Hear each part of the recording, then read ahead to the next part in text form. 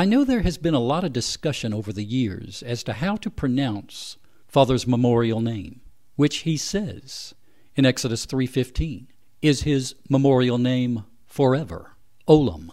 And as a side note, let me just say that there are those who believe that the Hebrew word owlam, which is used in this verse and many other verses throughout the Tanakh, does not actually mean forever, but just for a very long time. But to me, that seems like a double standard, because if the word doesn't mean forever, then our very salvation is in trouble after we are in the kingdom, because the word is used to describe our salvation in Isaiah 45, verse 17. And Father's deity would seem to be in trouble also, because this is the word which is used in Psalms 41, verse 13, and also in Exodus 15, verse 18, to describe Father's very existence.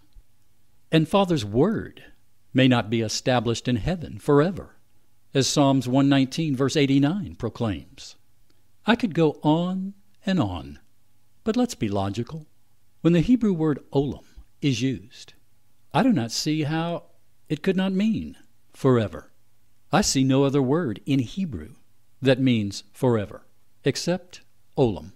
And the word owlam is used over 400 times throughout the Tanakh, describing everything from Father's covenants to his promises, and even his very existence is predicated by the Hebrew word owlam. And I see no other reason to believe that every time it is used, it could only mean forever. And now we see the word used regarding Father's memorial name. But can we really know how to pronounce his name?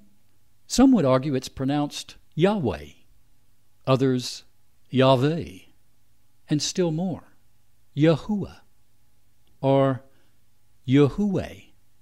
But the answer as to how we pronounce Father's memorial name may actually be found in the well-known and accepted way the name Judah is pronounced in Hebrew. The correct pronunciation seems to revolve around the Hebrew letter we call Vav.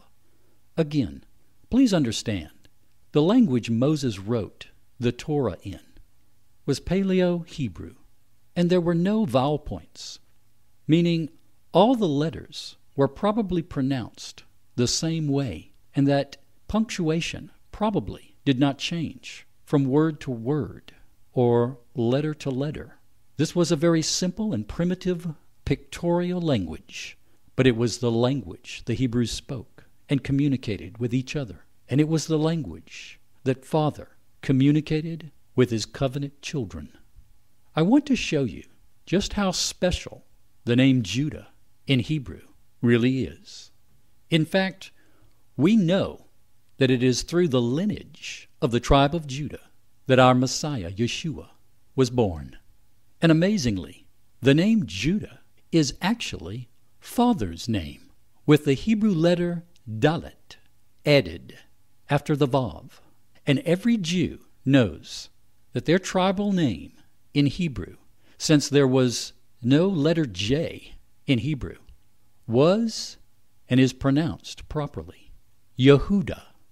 So if the first three letters are pronounced Yahu, then consequently it would seem only logical that if the proper pronunciation is Yehudah, then when you remove the Dalet, Father's memorial name forever would be pronounced Yahuwah. Yahudah, Yahuwah, Yahudah, Yahuwah. So the Hebrew letter we so often refer to as Vav would logically seem to actually be pronounced as the Uah sound. Now, as long as we're on the subject, let's take this to the next step and apply this to how to pronounce the Messiah's name, which is a known and established fact that when Moses changed Oshia's name to the English name we commonly refer to as Joshua, that Joshua's name in Hebrew is actually our Messiah's name, for he would lead the 12 tribes as a type and foreshadow of the Messiah into the covenant land. In fact, Joshua's name is actually spelled 2 different ways in the Tanakh, with an added vav at the end, giving the name the pronunciation Yahushua. The second half of the word means Savior in Hebrew. But regardless how you spell his name in English, whether it is Yeshua, Yeshua, or Yahushua, we see again the first 3 Hebrew letters are the same in all 3 names, which logically should be pronounced the same as Yahu for all 3 names. Yehudah, Yahuwah, Yahushua. To pronounce the first 3 Hebrew letters any other way would be a double standard. I'm Bill Sanford with the Torah Thought for the day. Shalom.